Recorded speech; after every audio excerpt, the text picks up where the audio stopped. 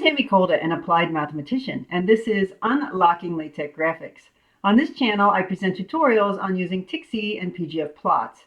The videos on this channel are based on my book, Unlocking LaTeX Graphics, as well as some bonus materials. Today, I'll show you how to use radian angles in TikZ. By default, TikZ expects angles in degrees. However, it already has the built-in functionality to convert from radians to degrees on the flies. So you can write your angles in radians if you prefer. I want to give a shout out to viewer CAW25SHA for asking about this. I'll show how this works in two ways. First, I'll show how radians can be used in specifying a polar coordinate. Second, I'll show how to use a node angle anchor using radians.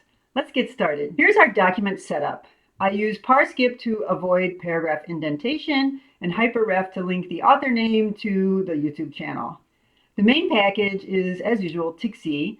I'm also loading the math library. This is what gives us access to the degree function, which converts radians to degrees. I'll link to my episode on the TikZ math functions in the show notes. In the TikZ set block, I'm appending the helpline style with a light gray, so it shows up a little lighter on the video. I'm also defining a style called point that I'm going to use as a node, and it makes the node a small filled blue circle with a minimum size 3 points and an inner separation of 0, so I basically get a 3-point little dot. I'll link to my episode on TikZ styles in the show notes. Before we talk about conversion of radians to degrees, let's start with a quick refresher on polar coordinates in TikZ. A polar coordinate is of the form angle colon and then the radius. The angle is specified in degrees, 0 degrees points east, 90 degrees points north, and so on. Here I'm drawing a 2x2 help grid. Then I have a line from the origin to the polar coordinate 45:2. That means that the coordinate is at an angle of 45 degrees and a distance of 2 from the origin. I also place a small blue point at each end using that point style that I defined above.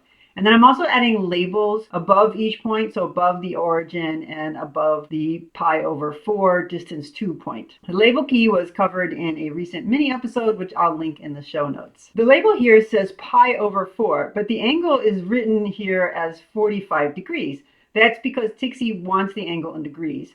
But mathematically, we often think in radians. Wouldn't it be nicer if we could just write pi/4 directly? That's where the degree function comes in. It's DEG in the code. The degree function takes a value in radians and returns the equivalent in degrees. And it's available from the TikZ math library that we loaded in the preamble.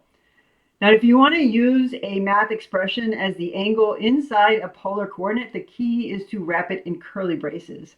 The math library has already defined pi as a constant, so we can write degree of pi/4. If I replace that inside the curly braces and I recompile, I get the same picture as before, but now the angle pi/4 here is reflected inside my coordinate. The other place we can use the degree function is with node angle anchors. I covered node angle anchors in a mini from episode 64, and I'll link that in the show notes. The short version is that for any node, especially a circle node, you can reference a point on the boundary at any angle by writing node name dot angle, where the angle is specified in degrees. Here I start a new TikZ picture with a 4x4 help grid. Then I create an orange circle node named A at the center with a minimum size of 4 centimeters. So basically I have a 4 centimeter circle node here. Now I'd like to place a point on the boundary of A at an angle of pi/4 radians.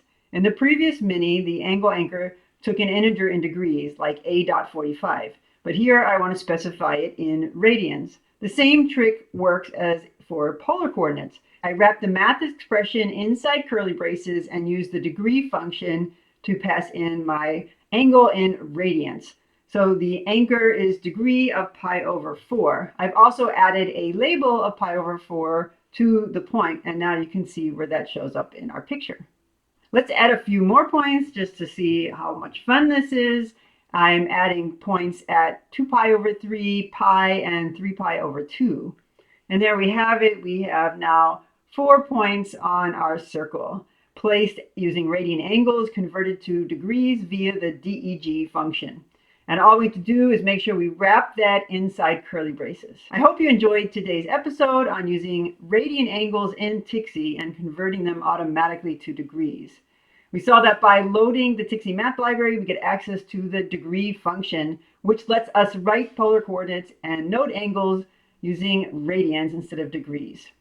The trick is to wrap the math expression in curly braces.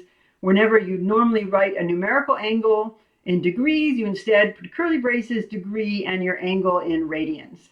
I include a link to the overleaf document I created today in the show notes. Thanks again to viewer CAW25SHA for the question that inspired this episode. If you have questions or suggestions for future videos, please post them in the comments. If you want to learn more, please check out the other videos. I also have a book, Unlocking LaTeX Graphics, available for purchase at major book retailers. Thanks for watching.